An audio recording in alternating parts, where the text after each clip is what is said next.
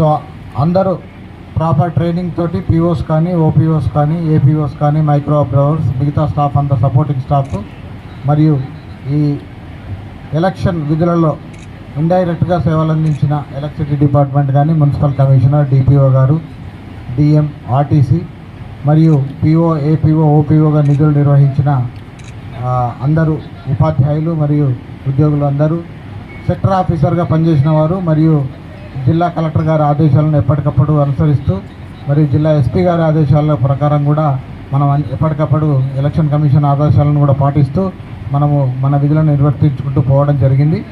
So ఇప్పుడే last sector కూడా వచ్చేసింది. దీంతో మనకు అన్ని సెక్టర్స్, అన్ని పోలింగ్ స్టేషన్స్ మనకు రీచ్ అవ్వడం జరిగింది. సో వీటిని దాదాపుగా మనము రిసెప్షన్ కూడా 80-85% కంప్లీట్ అయింది. మిగతా 1-2 రూట్లు కంప్లీట్ చేసుకున్న తర్వాత మేమంతా వెరిఫై చేసుకొని దీన్ని మళ్ళీ డిచ్పల్లికి తీసుకుపోవాల్సి ఉంటుంది ఈ రాత్రి. సో మీరందరూ ఈసారి ఓపికతో పర్ఫెక్ట్ డాటాను మాకు అందించారు. ముఖ్యంగా సెక్టర్ ఆఫీసర్స్ వారు కూడా పక్క పిఓ, ఏపీఓలను కోఆర్డినేట్ చేసుకుంటూ ఎలక్షన్ కమిషన్ రిపోర్ట్లను ఎప్పటికప్పుడు అందించడం జరిగింది.